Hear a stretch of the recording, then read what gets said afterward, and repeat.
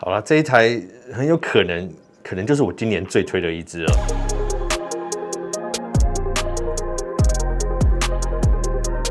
黑料评五连，那大家知道嘛？通常在这个新 iPhone 发表的时候，我对数字系列的期待是比较低。那当初在12系列的时候，其实有让我有点惊喜后，当初12的数字系列是我最推的一支。那大家知道嘛？去年14跟14 Plus 他们首次在处理器上面向下降级，整体的规格上面升级也太少，所以它的销售量并不是太好。但是今年呢，这不一样咯，不管是它的相机规格、USB-C 2.0、动态岛、萤幕峰值亮度都有提升它的层次跟等级。那还有最重要的，它的价格也是 iPhone 里面我觉得最合理的。那到底实测后来推不推呢？我们就先来马上开箱给大家看吧。那当然里面每一次 iPhone 都大同小异，还是有这个 SIM 卡针啊、贴纸啊。最重要的一点，它里面这一次也是附上 C2C 的线哦。那这个线跟其实 Pro 系列也是同一个线材的材质，一样它充电的瓦数可以支援到 iPhone 目前可以提供比较高的瓦数的充电。那其实我觉得对比 Pro 系列来说呢，送 2.0 的线在这边好像就没有什么问题。那毕竟它传输孔也不支援 3.0， 那大家就不用再去多买一条线，这一条直接用充电跟传输就可以。那这个上手的这个感觉，我觉得真的是好轻哦。那即使对比现在的钛合金 Pro Max 来说，我觉得它也是有感的。那宽度上面稍微宽一点，因为它整体机身也比较薄，所以这个一加一减，其实手感还是很好。然后你看它这个轻巧，然后你有大萤幕，我觉得你想要玩手游啊，想要看剧追剧，基本上这支就很可以，非常非常足够。那萤幕上呢，它这次峰值亮度虽然有提升啊，可是更新率没有达到业界普遍的标准，可能至少90 Hz 啊、120 Hz， 那当然会更好。但我们也知道，如果它这次真的给了90 Hz 或120 Hz 的话，那我估计Pro Max 的销量可能会掉下去不少。那所以它这个刀可能还是硬是要切下去。那以手机轻巧来说，它的边框使用铝合金，大家担心会刮伤，但说真的，其实大家应该都会装壳吧。那如果你今天想要装点特别的手机壳，有些特别功能性的话，你可以装到这些手机上面，增加点的重量就不用担心。但是讲到保护你的手机的话，我们今天影片赞助商为 Toras 图拉斯手机壳。大家知道买了 iPhone 15，但也要买一个壳来好好的保护它。那我们今天要介绍一个是不仅可以让你的 iPhone 更安全，并且更实用的手机壳，这就是 Toras All-Stand 系列。这品牌是专门为 iPhone 设计的手机壳，不仅有多项的专利技术，还有一个很独特的设计理念。Toras 的手机壳呢，都有用上他们家 Toras App 实验室，专门研发各种专利技术放在他们的产品上面。首先，我们现在说 Toras All-Stand iPhone 15的款式，可以看到有非常多特别的设计在上面。首先，他们就是用了防护气囊技术，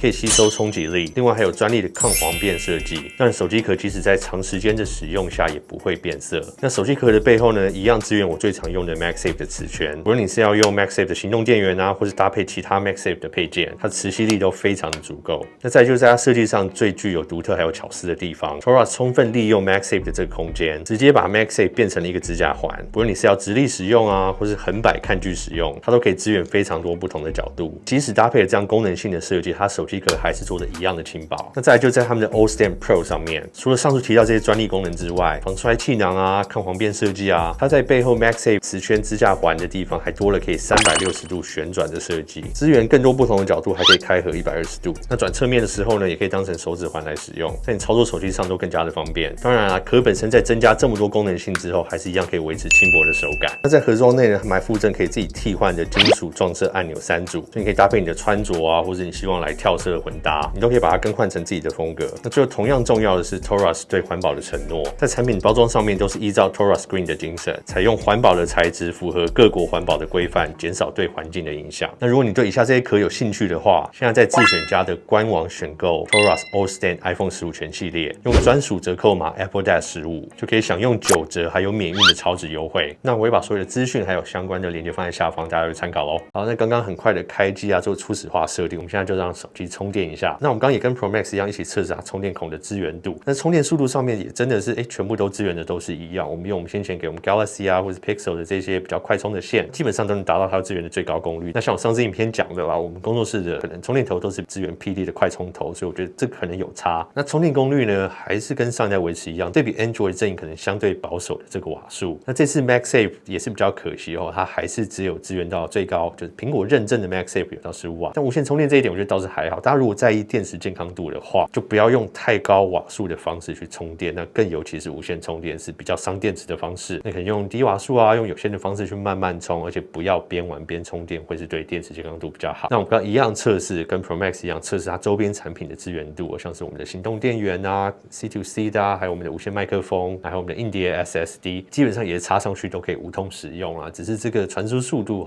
感觉出来真的是有慢一点，但好处就是你独规的东西不用再去买，我们这些所有 Type C 的孔都可以支援，真的太方便了。那其他整体外观上面呢，上面还是有保留这颗静音钮，那我还是有一点怀念啊，就是这个贾伯斯的灵魂嘛，对不对？但是我先前有说过，我也不希望就是要旧守成规，然后不去改进，而不去增加一些新功能。那只是现在这功能键资源还是非常有限所以这样相比起来会觉得，好像有点怀念静音波钮。好了，那这个萤幕规格呢，动态导是上一代我们14 Pro 就有重点介绍过的功能。那这个萤幕最高的亮度啊，峰值亮度，其实这一次15 Plus 也做了提升。那我们先不说硬体上面打孔的这个妥协啦，我觉得苹果也用了这个界面变化出很多使用的模式，所以整个萤幕的表现算是小小有感提升。好了，我们来看这次测试的重点，就是在它的相机那我其实对这颗主镜头的期待值有点比 Pro Max 的还要高。虽然说它的超广角还是没有对焦，还是看起来没有什么进步，但是我们重点还是要来测试它这个新的4800万画素的主镜头的表现到底如何。那这个也是先前数字系列上面一直缺乏的一个2倍变焦，那这次也是受惠于这颗4800万画素主镜头，可以让我们得到第一次有2倍变焦的裁切。那虽然是裁切啊，但它还是给你一张1200万画素的照片。拍实物啊，想要拍近一点的东西啊，或者你要扫描的东西，你就可以用同一颗镜头来做这种方式的裁切，其实还是非常的方便。那我们就先来看几张实拍的照片。那大家可以看到，在这个高光抑制上面，其实我觉得整体来讲算是非常的平衡和谐我觉得整体来讲都算蛮好看的。然后你在拍人像的时候啊，肤色上面的锐化来讲，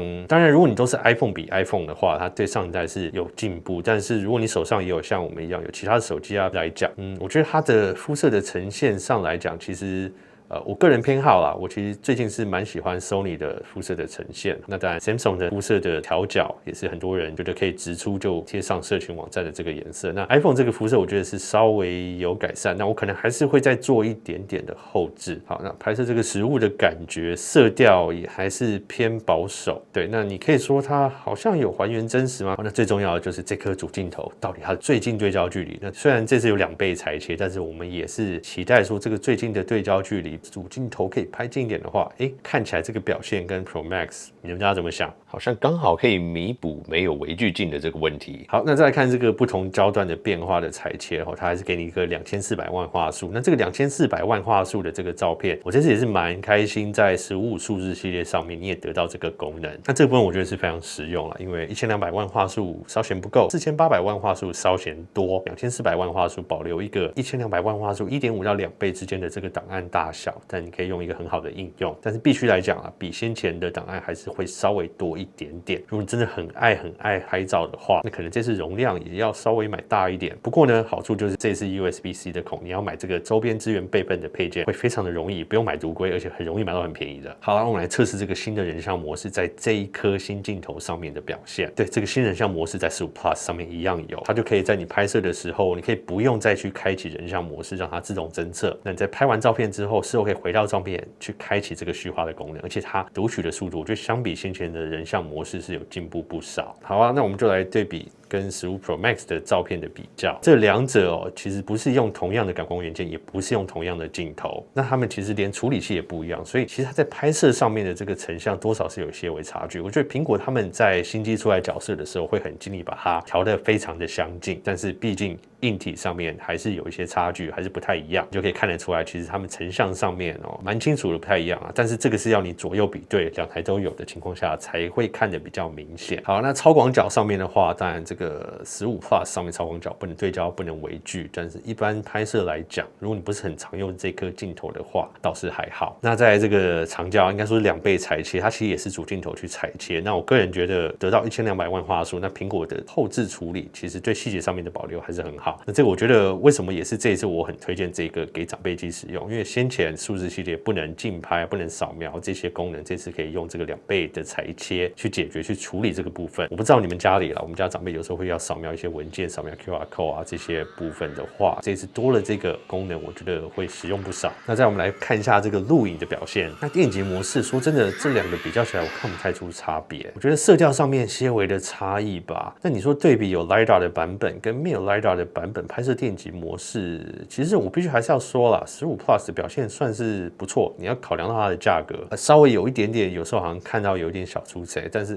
好像两边都会有一点哦。电影级模式是我非常爱用的一个模式，一样支援到 4K， 这次一样。那如果你也是电影级模式的爱用者的话，这次的表现我觉得相比起来还是非常的好，那有些微的进步。好，那再我们看一下它的眩光鬼影的部分，这个我们还是要对着一些光源去拍摄它，去测试它，像我们先前测试的方式。那我觉得它的鬼影还是很明显。那我觉得讲回来，他们讲镜头本身上面的镀膜改变，因为他们最外层的这个玻璃还是在，就有点像是你用镜头然后装滤镜的这种感觉。这个滤镜它还是没有把它移除，那可能也不能移除了，保护它的镜头。那这种情况下，滤镜上面如果用这个蓝宝石成分的玻璃，自然就很容易有多鬼影出来。那可能在外面这一层滤镜上面，他们要想办法再去加强，才能真的抑制掉这个鬼影。好啦，那总结来说，我们只拍半天了，但是目前这个短短半天用起来，我真的很喜欢这只手机。那我可以不要有120Hz，可能有一点想要。那水显萤幕，蛮想要。那 USB3，我也是想要，但是除了以上这3点以外，其他的部分完全可以耶。那重点是它的价格真的比 Pro 系列来讲实惠太多了。那你得到更轻的手感，还有可能会有更好的续航力，我觉得